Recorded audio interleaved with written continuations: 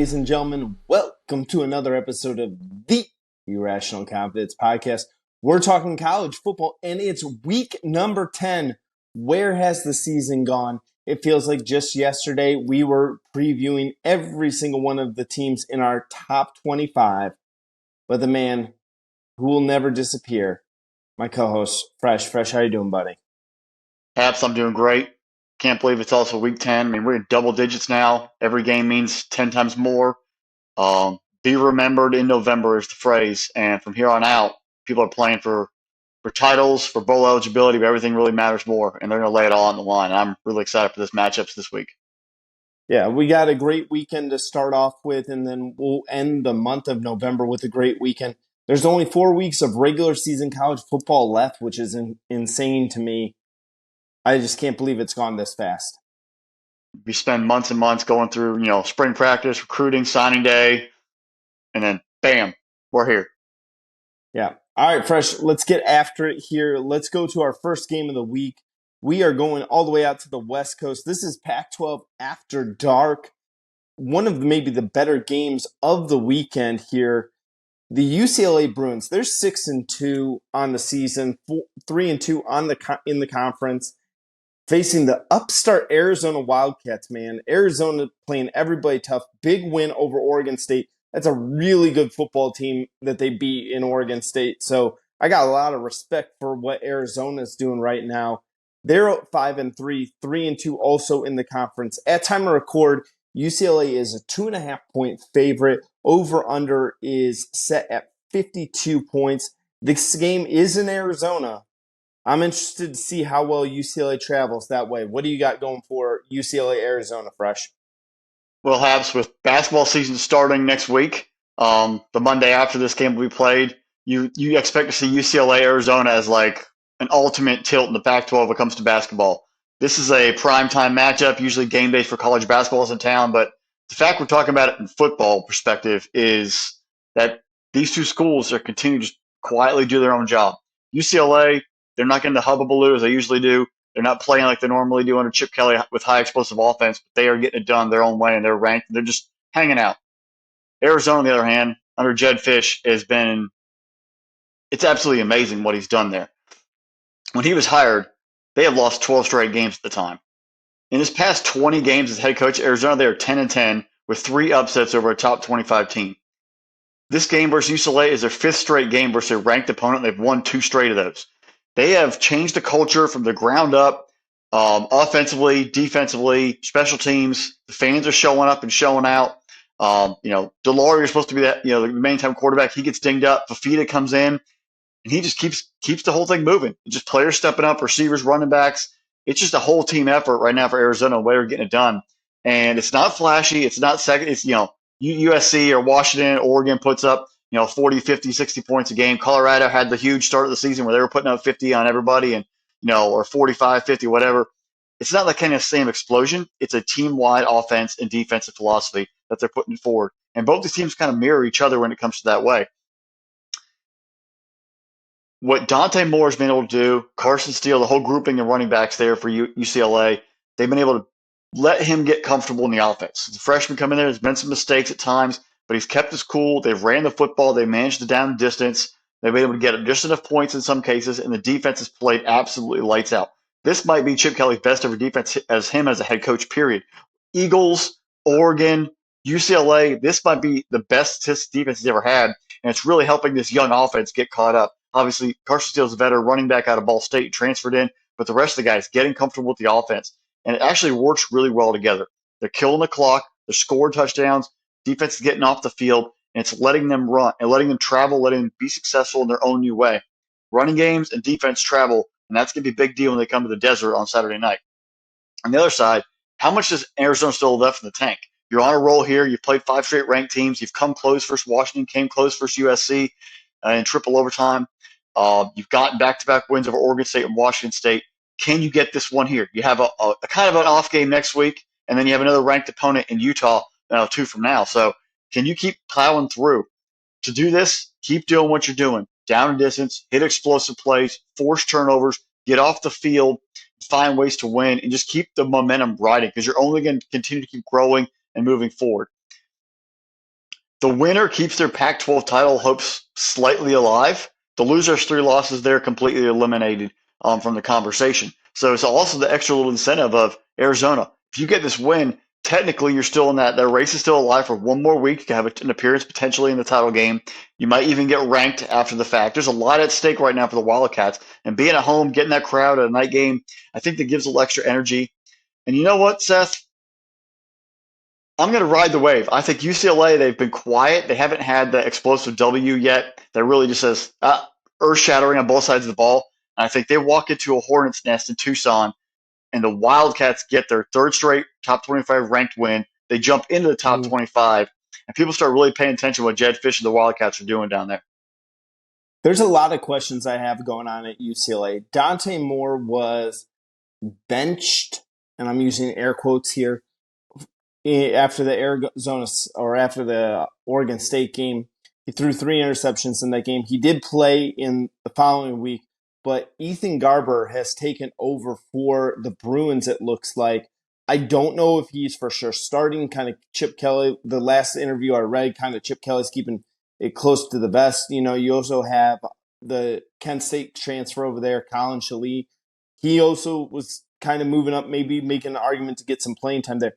It seems like UCLA and Chip Kelly don't really know what's fully going on, who's going to give them the best chance to win at quarterback. I think they're probably going to roll with Ethan Garber. He's a better passer than Moore. Moore's a little more of an electric athlete, but Garber's taking the reins. With that, questions over there at the quarterback position, I think this is you're spot on, Fresh. It's going to be the Carson Steele show. They're going to lean on him very heavily. I expect them to give about maybe 20, 25 carries to him in this game. TJ Harden as well. Expect to see both of those guys having a heavy dose of it. I went and I stayed up and watched a good chunk of that Arizona-Oregon State game, Fresh. And there's something that a lot of people want to talk about the offensive side of the football for Arizona. But what really stood out to me was the play of the Wildcats' defensive backfield, man. I was so impressed with the ability for their cornerbacks to cover, to make life very, very hard for DJU. You take a look at Arizona. They only have 2 interceptions on the year, but they've gotten their hands on 25 passes throughout the year. That means they're doing everything right. They're getting their body in the right position. Guys who are being tested are kind of locking down their responsibility. They're locking down their assignment for this game here. And I think that this is going to be a huge factor for this football game. It's going to come down to me, does Arizona have an idea to isolate Latu, UCLA's stud defensive player? Kid's got 8.5 sacks on the year already. Kid is a one-man wrecking crew on that UCLA defense. You said, Fresh, that defense can travel, and Latu, he has been a beast all year long. He's going to easily be one of our first-team All-Americans. It's pretty clear on that. He's making a very strong case for Defensive Player of the Year. I would argue that right now there's very few people who are having a better season than him. If Arizona can kind of account for him on every single play, if you can kind of neutralize his impact of the game, you can't let him get going, have 2-3 sacks. You can't let him live in that backfield. If Arizona can do that, which I really think that they're going to be able to do that, then by all means, I think this is Jonah Coleman again. I think he's going to be set for a big game. Noah Fahita, who I love calling him the Fajita Kid. I think he sizzles and shows more of that heat that we saw him coming out of there. Kid's completing almost 76% of his passes, 11 touchdowns to 3 interceptions. This kid is on fire. He's having a great career right now. And the thing is that he's a freshman this year. And that's what's really going to make him special. He's a redshirt freshman, not a true freshman. But, the question is, how does he follow up a 3-touchdown game against Oregon State? I think it's going to be big. This one's going to be close, very, very close. If I was saying this, I would have actually had it as about a field goal game for the Wildcats, and that's where I'm going to stay at. Give me a field goal game. Arizona wins. I'm with you. Arizona gets into the top 25 after this game. Folks, it's worth. This game's worth staying up for. You're going to see some fun. I think you probably caught it maybe late when they played USC, and you caught it last Oregon State. But this is a team that I should pay attention to going down the stretch. Right. Absolutely. I was so glad I stayed up for that Arizona Oregon State game. I'm going to definitely do everything in my power to make sure that I'm watching this one late at night. Little 5 hour energy, little coffee, Little maybe Irish coffee. coffee. Well, hey, downhill from there. All right, let's go to our next Pac 12 game here, Fresh. This is our second game this week that we're looking at, and this one may have the biggest implications on the Pac 12 landscape. The Washington Huskies, they're sitting at 8-0, 5-0 in the conference. They are traveling to La La Land to face the USC Trojans. Man, I'm excited for this one, Fresh, because we're gonna find out a lot about the Huskies here. At time of record, Washington is a 3.5 point road favorite. Over under is set at 76 points. That is a lot of points there. I might be willing to take the under in that, but who knows? This may be a 55, 56 type of game. So, Fresh, I'll turn it over to you. What you got for me for USC Washington? Well, I think start off with, in the best case for the Pac-12, they need Washington to win and win out. It's just I could see the Pac-12 cannibalizing each other because there's so many good teams beating up on each other and actually keeping the conference again from making the playoffs just because Washington might have one or two losses, Oregon might lose later down the road. You just never know how it's going to shake out because there's so many all those ranked heavy matchups we're looking forward to coming down here in November. So a lot of things are going to happen, and you just kind of have a bad feeling that they're going to ruin themselves a chance just going to beat up on each other. You look at the Huskies have USC, Utah, Oregon State, Wazoo. And if somehow they're undefeated, they get Oregon potentially in a rematch, and Oregon's not going to be happy. It could be bad. So I think the Pac-12, even though they are kind of breaking up, they're kind of hoping that the Huskies just sort of make it through unscathed. Other things happen in the college football landscape, and they get make that 4 seed or that 3 seed into the playoff. But this is a big game for them because they have a huge stretch run where they're really going to start getting tested week in and week out. Now, there's a reason why the total is so extremely high. And that's because USC's defense is absolutely atrocious. They are allowing 420.9 total yards a game. That's 9th in the Pac-12. It's 9th in the Pac-12, so you got to imagine how bad it is nationally. They're allowing 248.8 passing yards a game. That's 7th in the Pac-12. They're allowing 172.1 rushing yards a game. That's dead bleeping last in the Pac-12. The only bright spot is that they have a pass rush, and they have 23 sacks so far, which is actually 5th in the conference. So they're getting after the quarterback. They just can't stop anybody. It's horrible. You beat Cal 50-49. The Cal Bears, you beat 50-49. You've gotten smoked by already. Had a shootout versus Colorado. Can someone at USC's defense make a play? The only way you're going to survive is even a tip pass right now would be a huge win for the Trojans defense. It's embarrassing. Someone actually kind of joked with Ferentz basically resigning today at Iowa, that a college team should hire Alex Grinch to be the DC and Ferentz should be the OC. They will lose every game 100-0. If they allowed Penix Jr. and that triumvirate of amazing receivers for the Huskies to get going in this ball game, it could be good night Irene in a heartbeat. But I think what really Washington should really do is help boost up that running game, take advantage of that terrible run defense, and help balance out the offense. Because if the weather gets worse, you're going to need that kind of balanced offensive approach to help get the running game, maybe run a game out, maybe kill some of the clock in the second half at a playoff, or a conference championship game or a playoff. You're going to need that running game complement to really work through it. So take advantage of this terrible run defense. Try to find some balance in that offense to help out Penix Jr., keep from getting dinged up, but find a little more of a balance there in that offense. The only reason why the over-under is severely in danger is these two quarterbacks are number 1 and number 2 in passing yards in the nation. Penix Jr., 29.45, Caleb Williams, 26.46. It's just going to be offense galore everywhere you look. I could see them hitting the over by the end of the third quarter at this point. That's how bad. The Huskies defense isn't that great either, but USC's defense is terrible. Both quarterbacks throwing it all over the place. Huskies offense, 5th best in the country, averaging 501 yards, and they have the best passing attack at 399. So we know Penix Jr. is going to put it up there. He's in a Heisman campaign right now, but really it's between him and Jordan Travis. I think they're the number 1, number 2. This is a chance for you to have a Heisman moment, to go off in LA, everyone watching, ABC, Herb Street and Fowler in the booth. This is a chance to make a big impression. I got to, whatever you got to do, light it up, put points up on the board, grab the attention, and win the thing outright, and really supplant yourself as the lead dog. Don't leave it up for chance where Jordan Travis has a chance to put up some stats late on. Have a chance to go put up and get it done early. When I was really talking about, taking the running game, Dylan Johnson, the running game for the Huskies has not really been there. He only has 430 and 6 touchdowns, and then Will Nixon's 153 and 1. This is a great game to get those two guys involved, get them some carries, get them some touches, have them feel in flow in the offense, and add that extra dynamic too. Because eventually you're going to start playing tougher teams. If they go against Ohio State in the playoff, or play Oregon again, or get a Michigan or a Florida State or a Georgia or an Alabama or a Texas, you're going to have a complementary offense to really sort of keep that thing going, to slow down the pass rush, maybe drain the clock in the second half. You've got to find a running game, and you're playing a horrible run defense. Use that as a chance. USC, you have to score touchdowns in every possession to stay alive in this football game. I have no faith in your defense. They might not get a 3-and-out. They might get a stop, but they will never get a 3-and-out in this football game. The only way USC wins is if they get a pick six or something like that to really steal possession back and get them on the board. I don't see it happening.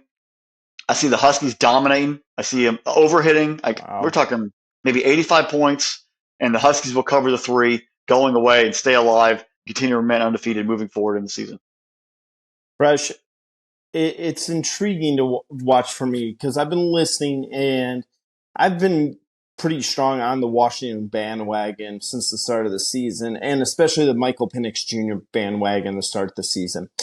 And the reason was, when I went back and I looked at the 22 season, Michael Penix Jr. outplayed Caleb Williams for the majority of the season. Like, he had better numbers. Was just kind of looked like a better quarterback at times. And Caleb Williams wins the Heisman. And I said, well, they're close. It's within reason to be argued in that. And he had a lot of other stories going on in college football last year. But I felt like this was Penix Jr.'s year to win the Heisman. I thought he was almost like, as long as he sniffed the same numbers. And then something special has happened. The Pac-12 has been the best conference in all of college football. It is the toughest conference, top to bottom. They have the most amount of ranked teams. They have the most amount of teams that are battle-tested between the two of them. Like you said earlier, they're beating each other up in this conference. And the problem I have, though, is that we're still kind of being hesitant to give Washington the respect that they truly deserve. If Washington runs the table in the rest of their schedule, they should arguably be the number one team come the playoff. They're going to have as many more, or if not more, rank wins than anybody else on their resume. And again, people are going to point, like, you can find, and this is the interesting thing about 2023, is that you can find holes in every single top tier team. No matter who you are, you can take a look and go, well, this team has got this problem, or this team has got this problem. And that's the thing that kind of has been, we talked about this in our college football playoff preview show a little bit. It really boggles my mind that people aren't like, and again, it could be like this East Coast, West Coast bias type thing. We could be having like the coast wars of college football going on right now. But you're right. This is the game where you could really win over a lot of the people that do have that East Coast bias, or the Southern bias, or the Big Ten bias, or what have you. But it's got to see a little bit difference from Penix Jr. though. In the last 3 games, he hasn't completed more than 65% of his passes. We're talking about a guy who is usually a career 70% or higher completion percentage with him. He's still playing very well. 24 touchdowns to 6 interceptions. He's only taken 5 sacks on the year. You think about a guy who like moves around quite a bit for him. He's not the runner that he was at Indiana. You look at, if you guys look at earlier in his career, he's this electric dual threat quarterback, and he's not that this year. He stays in the pocket, he takes some hits, and delivers the football. He's one of the best quarterbacks in the country. I will still always believe that. And then you take a look at a guy like Caleb Williams, and you take a look at what has started to go wrong for USC in these last couple of weeks. They're 2-2 in their last couple of games, but you take a look. The last 4 games, Arizona, which we really think highly of Arizona, though. 3 overtime games, 2-point win. You lose going to South Bend, Indiana. Notre Dame puts the boots to you. Utah wins a thriller game. And then Cal puts you into a shootout at Berkeley. And in that, you take a look at that. Caleb Williams in those 4 games has taken 17 sacks. The dude is averaging more than 4 sacks a game right now. That's an issue because those sacks have a tendency to be these drive killers and wind up like really putting USC in a bad situation. I think you're right, Fresh, with both of these teams. Both of these teams going into this game need to kind of slow down a little bit. They need to rely a little bit more on their running game. You take a look at what USC has. They have Lloyd over there, the transfer from South Carolina, Marshawn Lloyd. And then you take a look at, you talked about Dylan Johnson. He's been hot and cold. Like when he's good, he's really good. And he's looked really, really good at times. You know, coming off of last week, he had a touchdown, I believe like 80 plus yards in that. And then the week prior to that, he gets 8 touches and doesn't even average a yard a touch. So I think that you got to see a little bit more of the running game in both of these teams. I think you need to kind of ease the pressure off. You've put a lot of expectations and a lot of pressure on these quarterbacks. And hey, you guys are the starting quarterback at a big time university. Your shoulders need to be wide. You need to be able to handle that pressure. But especially when you get into this point in the season, you also need, as a coach, you also need to be able to take that pressure off. Me, Fresh, I'm going to say whoever is going to be able to get after the quarterback. USC, they have their offensive line not as strong in that pass protection piece. Caleb Williams is starting to run himself into a couple of sacks as well. I think that this could be a game where you could see the Washington defense pick up 2 or 3 sacks in this game. I'm going to say Washington wins this game. I'm going to say the under comes in, though. I think that they're going to run the football. I think that this game is going to slow down a little bit. Now, am I talking like we're talking a Iowa, Minnesota type of game where it's 3 yards and a cloud of dust? No, we're not talking one of those type of games here, folks. What we're talking about, though, is we are going to see a little more balance than what we've seen. This isn't going to be these guys dropping back 40 to 50 times and chucking the ball all over the place, and the clock just is constantly being stopped with incompletions and what have you. So I'm going to say, give me Washington. I'm staying on the Washington bandwagon. I'll take Washington and the -3.5. I would actually be willing to go up to 7 in that one. I think Washington's a touchdown favorite in this game, but I would take the under on the 76. I think that I would actually feel pretty comfortable. I think it's going to come in at around, I think it's better closer to maybe like a 70. I think 76 is just too high for me. I don't think they're going to get to that point. I think someone's going to start making some plays. So if Alex Grinch and that USC defense hold Washington to under 38 points, does he get a contract extension?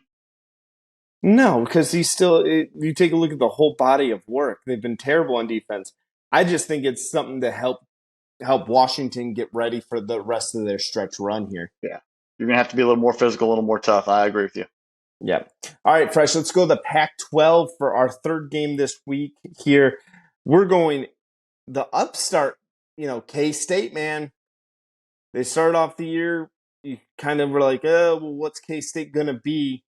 And the K-State Wildcats, the defending Big 12 champion K-State Wildcats, a personal favorite of the Irrational Confidence K-State Wildcats, because we're really big in Topeka, Kansas, and Manhattan, Kansas, and the entire state of Kansas. They love us there, Fresh. We love them. They're going to be facing the Texas Longhorns in Austin right now at time record. And I think this is what giving K-State their respect, putting some respect on that name. Guess what? Longhorns are only a 4-point favorite. Quinn Ewers still looking like he's not going to play in this game. We don't have official word. They said that he is going to be out for a few weeks. Malik Murphy came in, performed pretty admirably last week, if I can say my words right now. He wasn't a ship captain, folks. I know that. You can leave that in the comment section. But take a look, 170, 2 touchdowns, and interception. Played a really good game. You thought that maybe there might be some struggles in there, but Texas really put the boots to BYU. What you got here, Fresh? K-State, Longhorns. Well, the Big 12 has a big weekend this weekend. You got 5 teams right now currently tied at 4-1 in the conference, and 4 of them are playing each other. OU, Okie Light, Texas, Kansas State, and then Iowa State. They're the outlier. This is a big weekend, the way the shakeup of the league's going to play out for the stretch run, who's going to make the title game, that sort of thing. No one is perfect in the league. This is a lot like last year where TCU was running through the whole thing by himself. We're going to see a lot of just, can Texas and Oklahoma navigate the rest of the season and get a rematch in AT&T Stadium? That's what I think the goal is right now. Both the schools still have playoff hopes alive, but this is getting through this weekend. And for Texas, it starts with handling your business versus Kansas State. It's a tall task, but you've got to find ways to keep surviving without yours. Like you mentioned, Murphy played real well last week. He looked comfortable in the offense. It's a big statement that he got to play over Archie Manning. Archie Manning not playing and Murphy playing says a lot about the development and the confidence that Steve Sarkisian and that offense have in him at quarterback. And he actually showed up and played well. But I think Jonathan Brooks has got to be the guy going forward down the stretch. They've got to lean on him in that ground game. Let the passing game continue to sort of be there when they need it, but lean on the ground game. Let Brooks run the football, and Texas needs to play some defense and just survive. Because right now, Kansas State, they've been up and down, and they had a loss at Mizzou earlier. They had a loss to Oklahoma State, which we actually thought was a bad loss until they've won 4 straight. They have 3 straight since that win over K-State. Just trying to find their groove. Howard hasn't been as electric as we expected him to be this year. Him and Avery Johnson sort of getting split snaps and really sort of becoming a mixed 2-quarterback system there for Coach Kleiman. But it's kind of actually worked. They've given different looks to the defense, been able to find themselves and put themselves in a position to defend their title and go back to back. But for them to actually win this football game on the road, DJ Giddens, Phillip Brooks, Deshaun Ward, the 3 of them have got to be there. And they've got to be there strong to really help out that quarterback system, run the football, keep the chains, keep the down distance, keep the Texas offense on the sideline, and find ways to just sneak it out, kill the clock, milk it if you have to, get some defensive turnovers, get some stops, muck it up a little bit to beat Texas. Texas is always due for one of those Texas ball games. We all know what we're talking about, where they have clunkers. Last year, they had a loss. They went and beat Kansas State, and they went back and lost to TCU. Texas they still haven't got that groove of, I feel confident they're going to win every game. They're still Texas. I'm waiting for that one other game to fall out where they just have a clunker, and this might be it. You're at home. It's a noon start. Noon starts, I don't care who you are, 11 a.m. in the Central Time Zone. The teams, the favorites always have like a weird vibe. They start slow. They don't come out fully in sync. It's an early game. And before they know it, they're in a ball game and they get beat. Look at last week. Oklahoma, noon kick versus Kansas at Kansas. Come out, down 14-0. You got an hour, thunderstorm, lightning in the area. Come back before you know it, you're in a dogfight and you'll lose late to Kansas on a late drive. You just never got yourselves going. You were put in a 14-point hole and you couldn't survive it. That's what happens with these noon kicks. You've got to come out ready to go. What Texas team shows up? Do they come out focused and drive through, or do they let K-State, who is a very rugged and disciplined football team, hang around to the fourth quarter and then maybe take them out? If Texas loses, their playoff hopes are done. They already had that one loss to Oklahoma. 2 losses. I don't care if you win the Big 12. You're out of it. And then, good luck going forward from there. This is very important for Steve Sarkisian of changing the narrative at Texas, of losing these games, and of winning these games that sometimes they would lose, where they just sort of look past it. They don't take it seriously. You've got to come in. You've got to show up in Austin early, get it done, and 10-point win, 2-point win. You just have to win. If you finish out the rest of the slate, go win the Big 12, have one loss, let the chips fall where they may, you have a Big 12 title, but you can't lose this football game to Kansas State. The weird part about Texas's offense and Steve Sarkisian, what he has to really worry about, is they're 120th in red zone efficiency on offense. I mean, they're getting into that 20, and they're not scoring touchdowns. They're not kicking field goals. They're horrible. That is that's going to plague them going forward, and they've got to get it fixed. You've got to score touchdowns in the red zone. You got to score field goals. You got to put points on the board. You can't keep turning the ball over or just settling for field goals. Touchdowns matter. Red zone efficiency matters. If you can continue to struggle, it's going to cost you a big game, maybe 2 down the stretch. On the flip side, K-State's defense, they're third best in red zone defense. How will that come into play on Saturday? I think it's going to be a big factor. If Texas isn't scoring on big play touchdowns, how are they going to manipulate and put touchdowns up on the board in the red zone against a very, very stout defense? That could be the deciding factor in the ball game.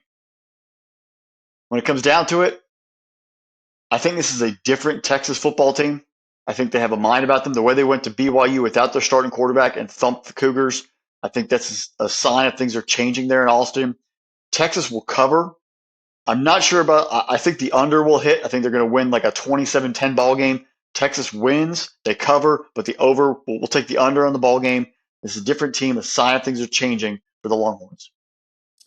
Fresh, this is the first time I think I've heard you believe in the state of Texas and believe in Longhorns, because I always just get the feeling, like you've said, the 3 years that we've been doing this podcast and we've been talking college football, there's been one consistency is Texas losing a game that they shouldn't lose.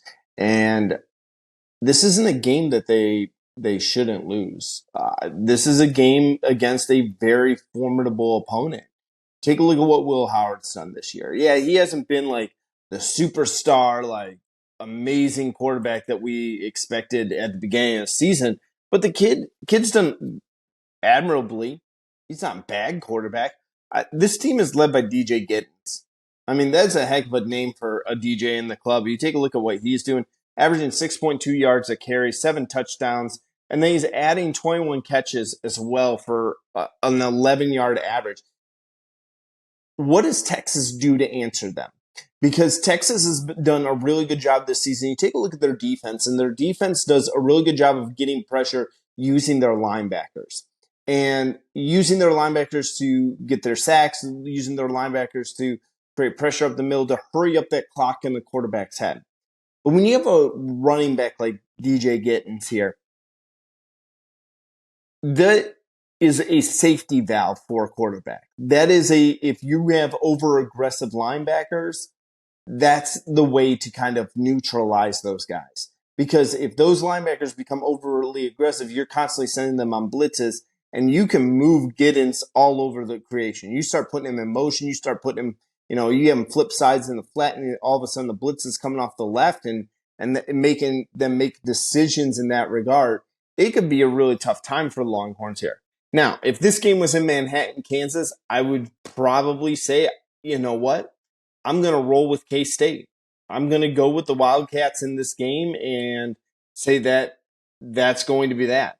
But the game is in Austin, and that's where it's going to be different. Malik Murphy, he looked good. Nice looking quarterback, especially in his time in between with Ewers being out. But this game is going to come down to Jonathan Brooks. If Jonathan Brooks is sitting at 923 rushing yards, he'd be the second running back, and we'll talk about the other one here in a moment that crosses the 1,000-yard mark. This has got to be his game. He's got to be the one to say, K-State, you may be able to kind of keep up with us scoring-wise, but can you stop me? Can I take over? He's got to kind of hear the history and the ghost and all of the old Texas running backs that have come before him and channel all those things and say, gentlemen, get on my shoulders. It's time for me to carry Longhorns. And listen, Fresh, I don't know about you. It takes a mighty strong man to put a Longhorn on his back and to carry it there. Those Longhorns are big, big cows right there. They're beasts. Don't those mess with Bevo. Yeah. And those horns, don't fit through many doors. So you take a look at what they're able to do, and especially Jonathan Brooks. I think that this is going to be a huge game for him. I think he's got to go for about 125, 150 in this game. If Brooks is being stopped, I'm going to get very nervous for Texas. I think this game gets close. I think this game gets scary close if Brooks doesn't get rolling. If he does, give me Texas. I'm going to say Texas and the points, and I'm going to say the over comes in because I think Brooks will get rolling and get going on this and I'm calling a $150, three touchdown type of day. He might have 2 on the ground, 1 receiving there. I'm calling, though, a 3 touchdown day for Jonathan Brooks, and he just kind of balls out and shows like, look, I am one of the best running backs in all of college football. Bijan Robinson, who? Take a look at me now. I'm the new big man on campus here. I'm going to say big game out of him. But K-State, watch out for them because they got the ability to keep it close. If Brooks doesn't get rolling, watch out for K-State, man. They can pull this big time upset. I mean, if they can, Coach Kleiman and that squad are veterans. They they knew what they did it last year. They beat TCU when it mattered in the title game. They can muck it up with the best of them. Right. All right, Fresh. Let's go to one of the coolest rivalry games in all of college football. This is going to be at Boone Pickens Stadium. I don't got the southern accent like you do, Fresh. So Stillwater, Oklahoma. It is Bedlam. It is Oklahoma versus the Oklahoma State Cowboys. Oklahoma 7-1 on the year, 4-1 in the conference. They're coming off a loss to Kansas in a very sloppy game. Oklahoma State kind of coming, really revving themselves up. They're 6-2, 4-1 in the conference as well. 4 straight wins. Beat K-State, beat Kansas, beat West Virginia, and then put the boots to the Cincinnati Bearcats the other day. Over-under right now is set at 62 points. Oklahoma is a 6-point road favorite. Folks, this is currently the last time we are going to see Bedlam. This is the last Bedlam game. This is the 3:30 kick on ABC, so make sure you tune into that. This is not signed on. This is not a Florida State-Florida situation where they're going to promise that they're going to play each other every year. I think Oklahoma State's going to come out with some juice, kind of ticked off that the last impression is going to be a chance to beat their rival. Fresh, Ollie Gordon, 1,000 most rushing yards in the country right now. Impressive. Some about Oklahoma State running backs. It doesn't matter who it is. They find dudes. Chuba Hubbard, Jalen Warren, Thurman Thomas, Barry Sanders. The list goes on and on and on. They just find dudes who can get back there in the backfield. Bunch of no-name offensive linemen, maybe 2-star recruits, walk-ons. They put them out there. They coach them up, and they play within the scheme, and they do work. Ever since it was announced that Oklahoma and Texas were going to the SEC, Coach Gundy has been very outspoken on this decision. I think it's probably the best way to put it. Not happy, kind of pissed that they are basically abandoning them, but says, you know what? Forget it. Good riddance. Peace out. We don't need you anyway. There's been a little chirping this week. If you've seen the press conference, Boz, former Oklahoma great, and him having a little sending back some words on Twitter or X or whatever you want to call it. This is just, it's sizzling. And this is the last one. You're going to see people taking it personally. Oklahoma's owned this rivalry almost since the inception of it. But Oklahoma State, every once in a while, they pull off that one that it's worth 10 to them when they get that win. If they beat Oklahoma on Saturday, it might be worth 100 because then it's going to put Oklahoma in that front office, that administration, like, should we go reschedule a game? Should we go play Oklahoma State again? Should we revive the Bedlam Series to go get payback? It's going to bring that back to the table. If Oklahoma wins, they're going to be like, whatever. It's they'll move on. Oklahoma State can get it done. It's going to hang over that Oklahoma Sooner fan base of our last ever time to play Oklahoma State, we lost, and they're eventually going to start calling to play get the rivalry set up as a non-conference game, annually. So this is a big implications coming forward. People were chirping. Ollie Gordon's been running strong. It's kind of like a perfect storm. It's Tornado Alley out there, a perfect storm sort of building here for Oklahoma State to really come out there and shock. Oklahoma, I had doubts on them when they struggled and didn't win that big versus SMU, didn't win that and didn't look pretty versus Cincinnati. They played an amazing game. They took advantage of a lot of Texas issues, but since that Texas game, they've kind of struggled and they finally got bit by Kansas. If they had beaten Kansas and survived, I'd actually feel much better about their chances of being upset than I do right now. Because with that loss, now their attention is totally focused on the Cowpokes. But they haven't played very good. Defensively, they've been kind of up and down. Offense has been okay, but they haven't been as consistent. I think people want them lately. They haven't been put up 40 points. It has a lot of makings of weird things could happen. Could Dylan Gabriel get benched? I mean, he threw a pick six in that ball game to start off with last time. If he comes out struggling and they get desperate and they move to Jackson Arnold, we talked about that last week. If they get desperate, when are we going to see Jackson Arnold? There's a lot on the line. You have one loss. Another loss, you're eliminated for the playoff. No, if you win, you survive, move on. You don't have that buffer of that one loss anymore. Um, both these defenses, I mentioned, are struggling. They really give up a lot on the ground. So Oklahoma's given up 370 total yards a game, but 132 on the ground. Oklahoma State giving up 400 yards a game and 170 on the ground. Both these teams need to run the football, run the football, run the football. There's a huge, cold snap coming through the country. It's going to be chilly on Saturday. It's going to be probably, rainy, nasty, overcast, cold. Run the football, run the football, run the football.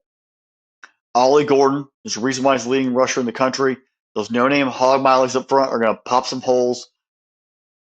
And I just want chaos. So I'm going to say Oklahoma State goes out there. Ooh.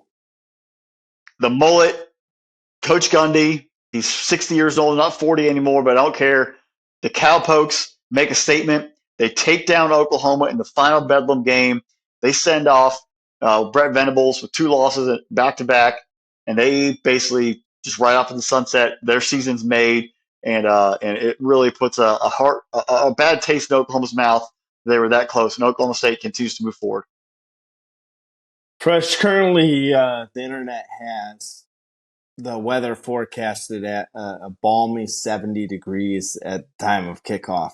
Even 70. with We got a huge cold front coming through. right, It's gonna get it's warm not. real quick.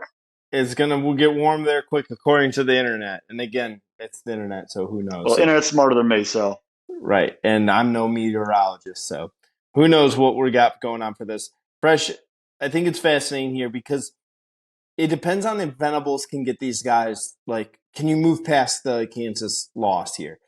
I don't think that they're sitting in that realm where they're having that conversation about benching Dylan Gabriel yet, and like getting Jackson Arnold. You look at Oklahoma's schedule after this game. You're talking about you got West Virginia, tough team, and it's tough to play West Virginia, but West Virginia is easier to play at home, which the game is in Norman instead of going up to Morgantown. You got BYU and TCU to wrap up the season. And I'm telling you, I think this is the last true big test for the Sooners. If the Sooners can get past the Cowboys, then I think that they've kind of penciled themselves in the Big 12 championship game. And I think that's what is at stake. Can you play loose? Can you kind of see like, hey, listen, there's not many people that can match up with us talent-wise here. Can we do what we're supposed to do? Can we do and take care of business? Can we move past a loss like the Kansas loss? You take a look at Oklahoma State. You're right, Fresh. It's got to be the Ollie Gordon show. Can they stop Ollie Gordon? Oklahoma had all sorts of problems with the ground game. And again, I know it was a sloppy game there in Kansas last week, but Oklahoma, you got to be better at stopping the run in this game here. Ollie Gordon is a phenomenal running back, averaging 7.7 yards a carry. He's got 10 touchdowns on the year as well. You take a look at also what they've done. Presley, the wide receiver, is an interesting matchup for Oklahoma. And you're going to see, can this team kind of assert their will onto somebody? Can Oklahoma make Oklahoma State quit in this game? And I think that's going to be the real piece for it. Oklahoma's got to play from out front. They got to jump out to a lead. They got to make Oklahoma State start really doubting themselves, being like, well, we ran our mouth and now we just got kicked in the teeth for this. And it's the first quarter, end of the first quarter, and we're already down 14-0. And, you kind of get that, oh, woe is me, like everything is kind of falling apart on us. If Oklahoma can do that to Oklahoma State, then I think this game gets very out of hand, quick, fast, and in a hurry. Give me Oklahoma big time in it. Right now, Oklahoma's a 6-point road favorite. But there's always that but. If Oklahoma State can force some turnovers and really, that bend don't break mentality, win the time of possession, win the turnover battle, win the penalty battle, don't shoot yourself in the foot. and keep this game close, they got a shot to pull off something pretty impressive. Oklahoma State has only 19 wins in Bedlam. Oklahoma has 91. Can they get to win number 20? Be a great way to cap off the rivalry. And who knows where it goes forward. I'm taking Oklahoma. I think they just got too much. I think they're going to come in. If they would have not lost to Kansas last week, I felt like this was a trap game for them. But I think that loss to Kansas is really going to inspire Oklahoma this week. I think that they're going to take this game very seriously, and I think that they're going to find a way to really, really put the boots to Oklahoma State, blow them out, say, we are the kings of this state, 92 wins in the series, peace out, Girl Scout. We're going off to the SEC. So I'll take Oklahoma with the points there, and over-under set 62. I'll probably say take the under in that regard. Yeah, I think the under is definitely in play regardless. Right. All right, Fresh. Let's head down south to Athens, Georgia. Who had this on their bingo card? The Missouri Tigers at 7-1 on the season, 3-1 in the SEC, going to Athens, playing the Georgia Bulldogs. They're 8-0, 5-0 in the conference right now. This is an interesting one here, Fresh. There's a lot at stake in this game. You take a look at Missouri. If Missouri were to win this football game, they would be in the driver's seat to go to Atlanta and put Georgia at a really tough position to play catch up to try to get into that position. This is, if Georgia wins this football game, they have pretty much, I mean, I know that there's an outside chance there would have to be a lot of, well, yeah, this, and then all the tiebreakers come into play and all that nonsense.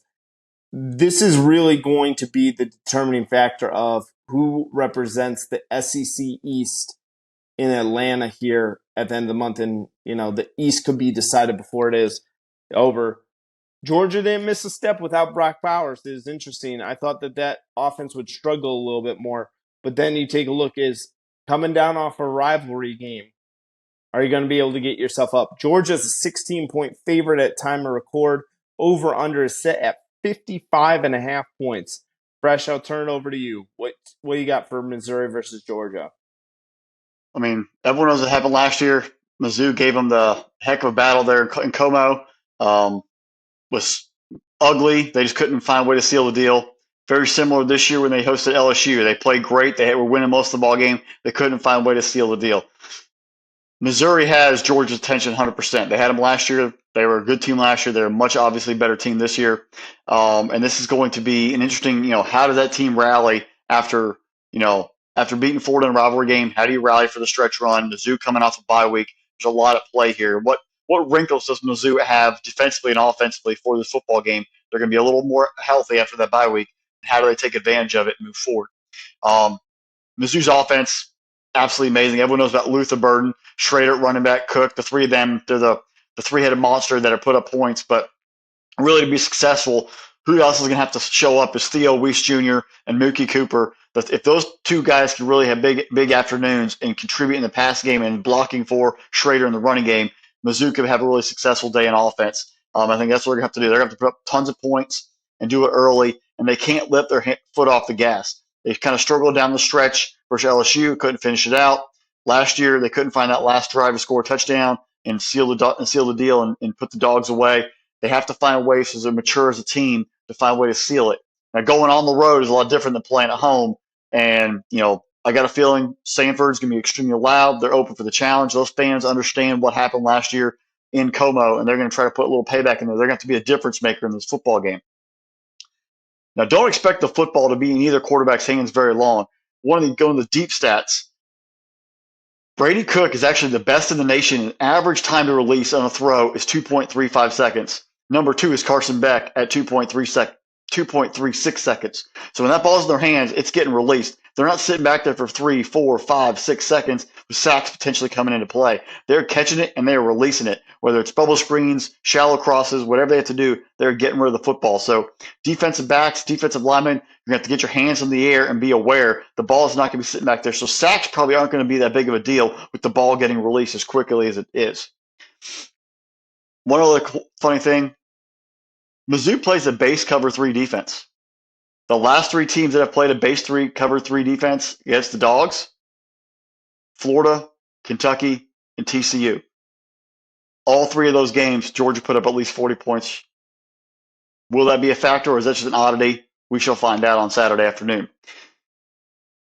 Luther Burden's going to have at least 10 catches this ball game to really have Mizzou in play. Brady Cook's have to find him, and I got a feeling Tyke Smith is going to have to be able the guy who's going to line up from the Georgia perspective to cover him in the slot. If he goes outside in lasters on that side of the field, that's one thing. But if it's in the slot, Tyke Smith's going to have to be there and be locked on him to really limit that passing game. If Bird goes off, this could be a really dangerous afternoon because that Georgia defense, they're continuing to keep growing. This is not the 2021 defense. It's not the 22 defense. This is the 23 defense. They are talented. They're good, but they're not on those elite statuses, and they continue to keep growing and maturing as weeks go by.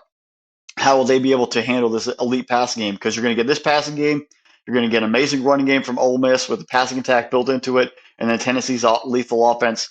How do you continue to keep evolving your defense and being able to aggressively defend these 3 units, limiting the pass rush, keeping your eyes up the field, and covering and tackling at the point of contact? That's what's going to come into play. Third down is also going to be a factor. Missouri is 62nd in the nation on third down conversion rate with a 41.49%. Georgia is third at 56.31. Defensively, Missouri is 61st and defensively on third down. Georgia is first. The battle of third down is going to be a huge factor, getting off the field, forcing punts, or converting, keeping drives alive. How will this game play out? I think Carson Beck, the ball's going to be in his hands. He has definitely shown this is the 4th best offense in the nation, 500 yards total offense, and 4th best passing attack, averaging 334. Can that Georgia passing game continue to keep going? Can it continue moving the football down the field and scoring touchdowns? You're going to get a better defensive effort, I think, from Mizzou than you got versus Florida. How does that really come into play on Saturday afternoon? In the end, does the crowd at Stanford make an impact? Is the loud noise going to draw false starts from Mizzou? Or is Mizzou truly a mature football team and ready to take that next step? Coach Drink's done a great job. He's built a great program. They're bringing in great recruits. It's going to be interesting to see how this bye week translates. I got a feeling they're going to come with a little extra wrinkles, come with some trick plays. They know they have it all in front of them, and they have a chance of really pulling off a big upset and putting themselves on the national stage. All said and done, Dogs win by 2 touchdowns. It's going to be a battle all the way through the fourth quarter. I think they find a way to win late. Edwards running the ball with Milton late in the fourth quarter to close it out. But Mizzou will give them a heck of a scare, and it'll be a classic ball game all the way 4 quarters. So you're saying Mizzou covers the 16? They will cover the 16, but Georgia will win by 2 touchdowns. Fresh. If this again, it's kind of the luck of the Dogs this year, the luck of the Georgia Bulldogs here. This game's in Missouri. I would be very tempted to take the Tigers in this game. I would be very, very tempted to take Tigers. So when I was looking into this game, Fresh, I started asking myself this question. I'm Coach Drinkowitz, and I'm a few fries short of a Happy Meal, but I like this guy. He's a little crazy, a little bit different. He's a little eccentric, bit I think is the best way. Eccentric is a great word to put it. Like people like that. I'm a fan of people like that. And if I'm thinking about this, what do I need to do to beat Georgia? Like you said, this is not Georgia of 21-22. It's not even the Georgia Bulldogs of 22-23. This is a very good team, but again, a flaw, like we said with other things, they're a flawed football team. This team is not invincible anymore. That era of them, and they may not be invincible, but guess what? That doesn't mean they're going to lose a football game this year either. Missouri, you're going to have to do a few things. You are going to have to take away the key point of their shield, first and foremost, and that's their run defense. Georgia's allowing less than 100 yards rushing on the season this year. That's an important thing. Cody Schrader, I know everyone's going to talk about Brady Cook. I know people are going to talk about Luther, the supervillain Burden, got a wide receiver, but I think it's going to be Cody Schrader.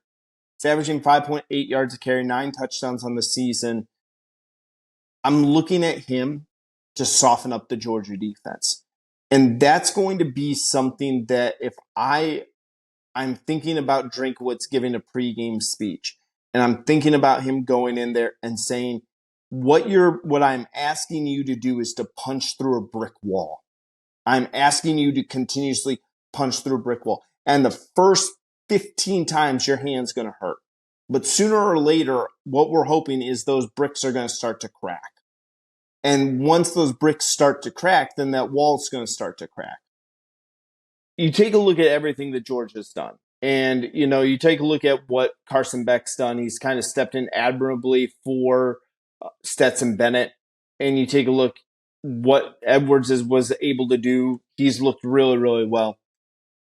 Missouri, you're going to have to run the football, and you're going to have to control the time of possession. The only game this season, the only game that's been in doubt for Georgia, and took a miracle effort by Brock Bowers in that fourth quarter against Auburn. Now, Auburn is a turd of a team right now. I don't think very highly of the Auburn Tigers. I'm not a fan of them. But they did something, when I went back and I looked at that game, they did something very special. They controlled the time of possession. It's one of the few games that Georgia lost the time of possession battle in there. Missouri, that's the second thing you have to do. So I'm asking Drinkowitz, who is eccentric and off his rocker a little bit, is asking you to punch a brick wall and to basically take care of the football. You hold on to that like it's your whole life force. You can't let Georgia turn you over. You can't let Georgia put you into three and out drives. Listen, it's okay if you punt the football, but what you need to see is you have to limit the amount of offensive cracks that Georgia gets. And then when you get an opportunity to put points on the board, you put points on the board. You come away with the 7, you come away with the 3. You start stacking those scoring drives up, and that's going to give you an opportunity to win at the end. I'm with you here, Fresh. I think Missouri having the week off is going to keep this game a lot closer than people think. Georgia is heading into their toughest part of their schedule. Right now, if you take a look at their strength of schedule, their opponents are 10 games under 500 if you add everybody up. They have 28 wins on the year, over 30, I want to say it's 37, 38 losses. This is one of the first teams Georgia's going up against that has a strong winning record. And it's going to be a tough matchup for them.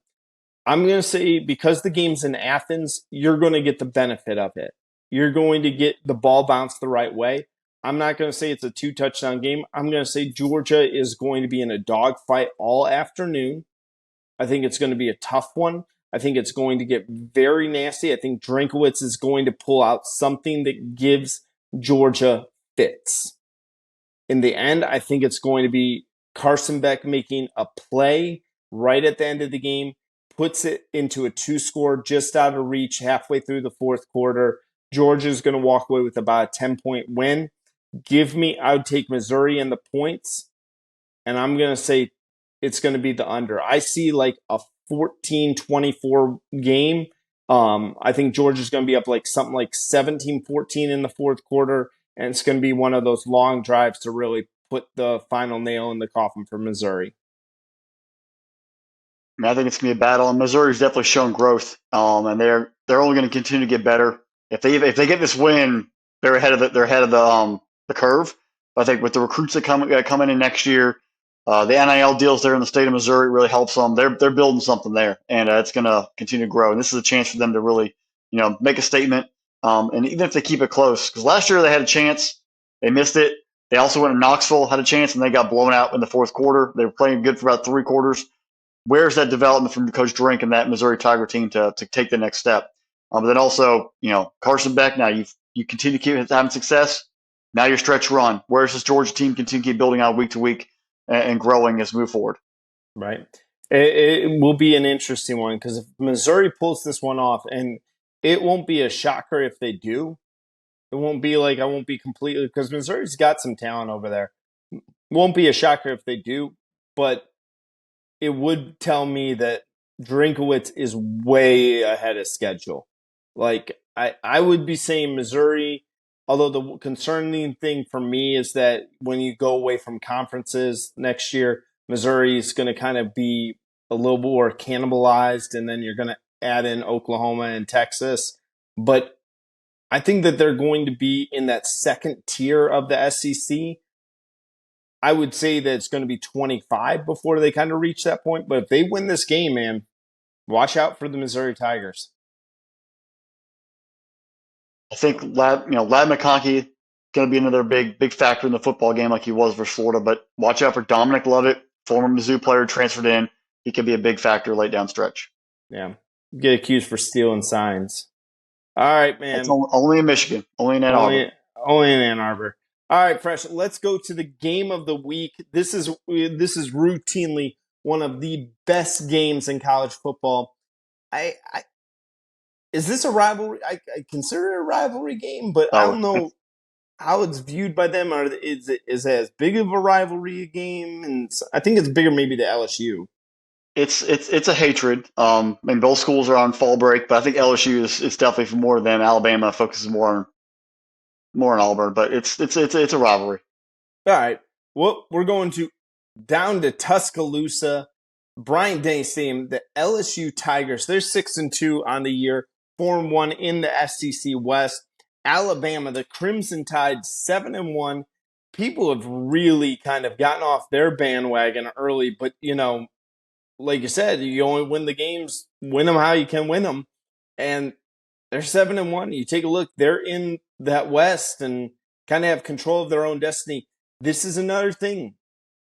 Alabama wins this football game, and they really have full control of the West because they've already beat Ole Miss on the season. So this is a big one because whoever wins this winds up in that driver's seat for going to Atlanta.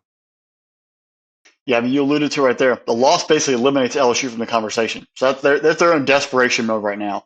The win creates a crazy kind of three-way tie. Bama, LSU, Ole Miss all had that one SEC loss that they come out, and you have the weird. The Bama beat Ole Miss beat LSU, and if LSU beats Bama, the weird combination there. I mean, if LSU wins, you got Florida and A&M left. Who knows? Those games that could go up either way. But Bama, if they win, you got Kentucky and Auburn. You are set up, clean, moving forward. Somehow Nick Saban's done it again. And then I think Ole Miss has the trouble one because they have A&M this week, and then Georgia, and then Mississippi State. So it definitely plays into Alabama's favor of if you can come out and just muck it up, play your solid defense, and get the win. You're in Atlanta. You're actually boosting your playoff resume potential, and it just sort of sets up there again. Nick Saban in the conversation coming late November, like we always have seen for the past almost 18, 20 years feels like.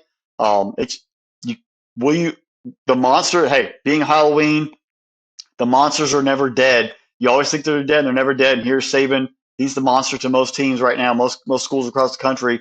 His team still has a pulse, and they're still hunting. And you have a chance of basically knocking them out. Can Brian Kelly? Can you win 2 in a row? Can you go into Tuscaloosa where they've barely won ever? LSU has, and find a way to get it done. This is something that there's a lot of little subplots and storylines. There's only one team to score more than 21 points on Alabama, and that was Texas.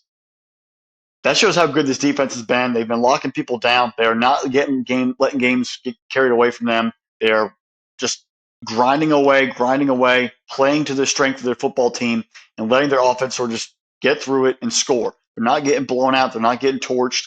They have played great defense. Now, with that said, LSU's offense is absolutely in fuego. Daniels is a lot more athletic than any quarterback they're going to face all season right now. Kid can run, kid can throw, receivers catching balls. LSU has the best offense in the nation in total yards per game with 552 and the third best passing attack with 339. They're going to put it all out. They're going to air it all over Bryant Denny. Can Alabama's defense show up and get to the quarterback and just tackle in space and limit the big plays? That's going to be the biggest deal right now. If this was the 2019 LSU, Alabama, and Alabama had an offense to compete with it, we might be able to see a shootout. Alabama doesn't have the offense. They cannot get in a shootout in the situation and seem like they're going to survive. Milrow, That team is not built to score 40 points in a blink of an eye. They're going to have to run the ball, hit Burton here and there, McClellan, run the football, manage the down and distance, and kill the clock. That's how this is going to be a slow, ugly football game if Alabama's going to win. If they get a track meet, it is over. That LSU offense is too good.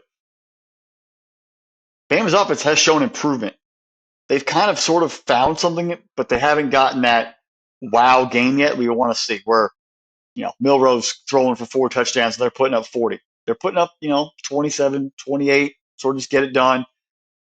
If they come out on fire, it'll be amazing. It'll be something shocked. They'll be hiding it. They had a bye week to get ready, but I think they're going to come out focusing on old school Alabama. We're going to play defense. We're going to run the football, and we are going to get after Daniels and force him into mistakes.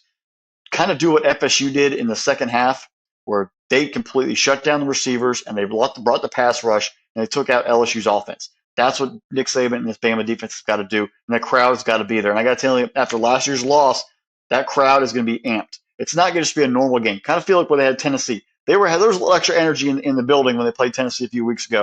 And I got a feeling we're going to see that on Saturday night in Tuscaloosa. They're going to be ready to bring it. They're going to run the football. Milroe, keep them out of mistakes, keep them at a long down and distance, and avoid the shootout. And you keep yourself in the football game. LSU has allowed at least 31 points in 4 of their 8 games. If you remove their 72-10 win over Grambling and their 62-0 win over Army, the point totals are 245 to 202, or an average score of 40.8 to 33.6. LSU's defense is horrible. This actually might help if Alabama's looking for an offensive outburst. This might be the game, but I don't think they're going to be able to score 40 on LSU. They have to be able to play some defense in this football game, but there are opportunities for this Alabama offense to get points on the board, get behind that secondary, and make plays. Will they attack it deep? Will they manage it? Will they play a little bigger? Who knows what this offense is going to do? I think it's a chance, though, for Tommy Rees and that offense to really maybe add a couple wrinkles, take a couple deep shots, use Jermaine Burton a little bit, use a little play action, help them out. They're going to have to score some touchdowns. You can't keep settling for field goals against LSU. If they can score some touchdowns early, put some pressure on it, let the pass rush get after Daniels, they're in great shape. If that LSU offense comes out and starts putting touchdowns on the board, I don't think that play action game from Alabama, that running game, is going to be able to keep up with them. And that's the biggest key. There are points to be had against LSU's defense, but how you dictate the game and how you play it from an Alabama perspective is going to be the big factor. In the end, I can't go against Nick Saban. His team has been coached and they've gotten better and better and better. I think their defense does just enough and they show up. Alabama wins 31-28 on a game-winning last-second field goal and keeps their playoff hopes alive, keeps their SEC title hopes alive, and Brian Kelly sent back to the drawing board with another loss. Fresh, Nick Saban is just turned 72 years old. His birthday is Halloween. Young buck. He is a young buck. And hopefully we can all look that good at 72 years old as well. Fresh. But Nick Saban reminds me of another one of my favorite people of all time, and that is the 17-time world champion Ric Flair. And Ric Flair always, whenever you thought he was down, whenever you thought he was beaten, Ric Flair was the dirtiest player in the game. To be the man, and you've heard me say it on this podcast multiple times, to be the man, you got to beat the man. That's a Ric Flair quote. Alabama is going to take LSU on a ride on Space Mountain. They're going to be wilding, styling, profiling all the way down because that LSU defense is terrible. This is exactly what Alabama needs. They need a team like LSU, a team that is respected enough in the committee's eyes. It's a team that that is considered an offensive juggernaut, and for them to come into Tuscaloosa. Let's quiet your offense down. Let's really kind of expose you to as the fraud that you are. Brian Kelly pulled a fast one on Nick Saban last year. Aha, fool me once, shame on you. Fool me twice, shame on me. Nick Saban's not going to let that happen. Dallas Turner's having a great year. We talked earlier in the show about Latu, and then we got to talk about Dallas Turner. Dallas Turner was kind of sitting in Will Anderson's shadow all last year, but he's been this phenomenal linebacker for them. Chris Braswell as well. There, you take a look at him. The two of them, 14 and a half sacks on the game. This Alabama defense is nasty. They're attacking, and they're going to give Jaden Daniels all sorts of problems. 29 sacks on the year. They're going to get after the quarterback. Now, LSU, you got a lot to play for in this game. Driver's seat, get a back-to-back trip to Atlanta. I don't know if that's going to happen, but back-to-back trip to Atlanta is kind of what's on the table here. Jaden Daniels, you have a ton to play for in this game. You are having an opportunity to rewrite the story of your career here. And yeah, we talked a long time ago, many moons ago. Fresh and I did a space on the X, formerly known as Twitter, and we talked about Arizona State football. And we talked specifically about Jaden Daniels and how he kind of was left Arizona State not on the best of terms. And then he gets to LSU. He's played well at LSU. Not great, but he's played very, very well. This year he's playing electric, and they have an argument for him for the Heisman. If he wants to be considered with Penix, with Jordan Travis, with Marvin Harrison Jr., with all those Caleb Williams, all those studs who are set up for the Heisman, this is the game. He balls out against this Alabama Crimson Tide defense, and Jaden Daniels can have an opportunity. Logan Diggs, you're going to need to do your part. You want to take a look. Malik Neighbors, you're going to have to do your part. Kid's almost got 1,000 yards. Brian Thomas Jr., you're going to need to do your part. Yeah, this is going to be a great matchup for this Alabama defense. We are going to know how legit this Alabama defense is. If Alabama shuts down this, if it gets early, and let's say Alabama first half score, it's 10-7. LSU's up on you 10-7. Alabama's win this football game. Because you have limited LSU's offense. This is going to be an opportunity for Alabama, and I don't think Alabama's only going to have 7 points against LSU. This defense isn't going to stop anyone. Jace McKellen sounds like a fine Scotch, well-aged. I don't know how old this kid is, but he's like a 20-year-old, 19-year-old age Scotch there. I think he's going to run all over. He's going to follow up that game they had versus Tennessee. I think he's going to run all over LSU. I think Jalen Milroe is going to have one of his best games of the season. We're going to go back and look at this game and say, is this the get-right game where Alabama's offense kind of really starts to show themselves? Flex their muscle, go finish out the rest of their SEC West schedule, and start to really pay attention, get geared up for Atlanta. Fresh right now, the spread is Alabama 3. That is the home field advantage right there. They're saying that these two teams are evenly matched. I say nay. I say this is not an evenly matched game. I'm sitting there. Listen, Fresh, I got an opportunity once to meet Ric Flair in a airport Chili's in Charlotte, North Carolina. And it was awesome. One of the nicest people I've ever met. I hope someday that I get to meet Nick Saban in an airport Chili's. I'll share some chips and queso with the man. Maybe order the guy a margarita. I'm not picking against Nick Saban. I'm going with the Tide in this game. I'm going in this Tide in this game. I'm going to go big time in this game. Alabama, 2-touchdown win in this game. I am going really big in this game. Wow. So you're basically saying the LSU season's officially over at about midnight daylight savings when the whole time change hits on Saturday night, Sunday morning. Like it's just done. Like game over. Yeah, no, I think the minute they lost to Ole Miss, we talked about this at the beginning of the season. You know, Alabama or LSU could have afforded to lose to Florida State because of everything that they had in front of them. LSU wins against the minute they lost to Ole Miss. it took out every real chance they have. I mean, who have they beaten? They beat Missouri in a shootout there. Again, Missouri doesn't have the defense that the Tide has. They beat an Auburn team. I've let my thoughts known on what I think of Auburn this year. Army is Army. You know, I support everything that they do over there in with the Knights of Army right there. But come on, they're not going to keep up with LSU here. I don't think much of them. I really don't. And you got to play.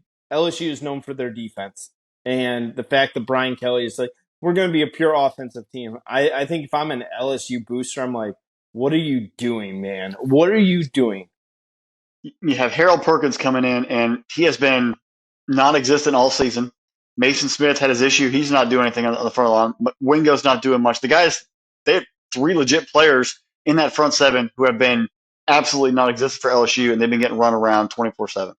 Right. And LSU defensive backs are always some of the best in the country, and I can't name you one right now who's actually done anything special. Right. And maybe, hey, you guys, listen, save the video.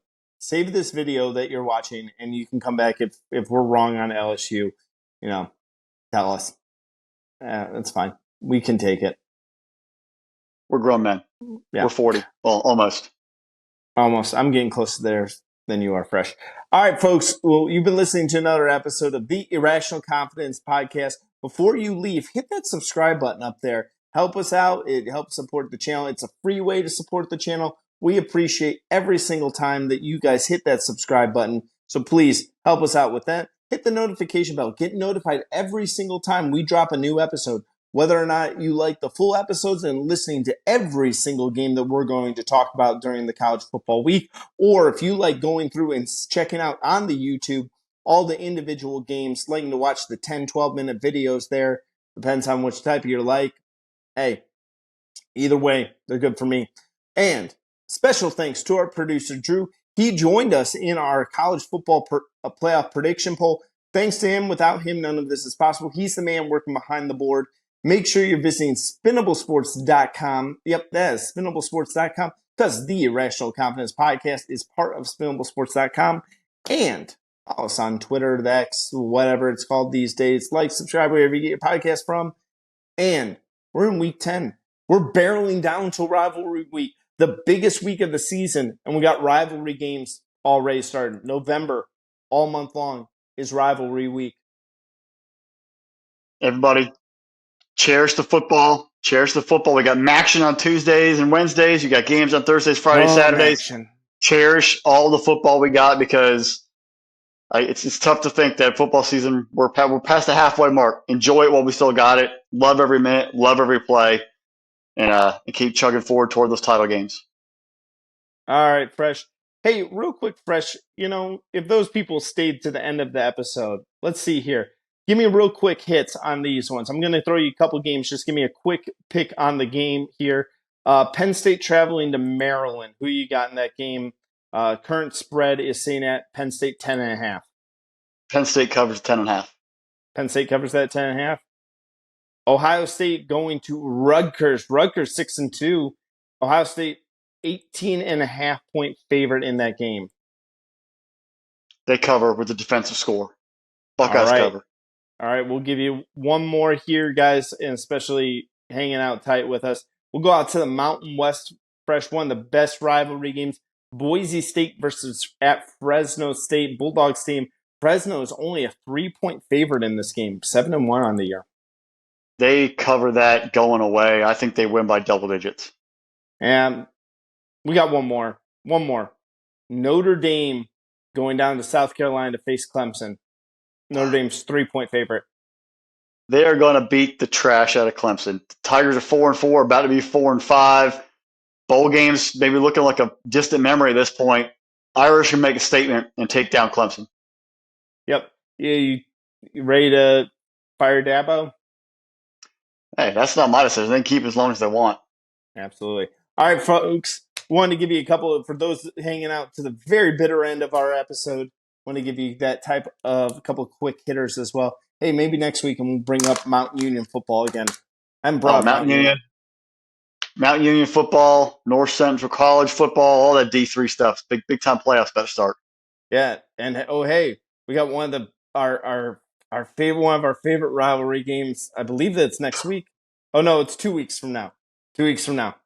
The annual Battle of I-75, Toledo heading to Bowling Green.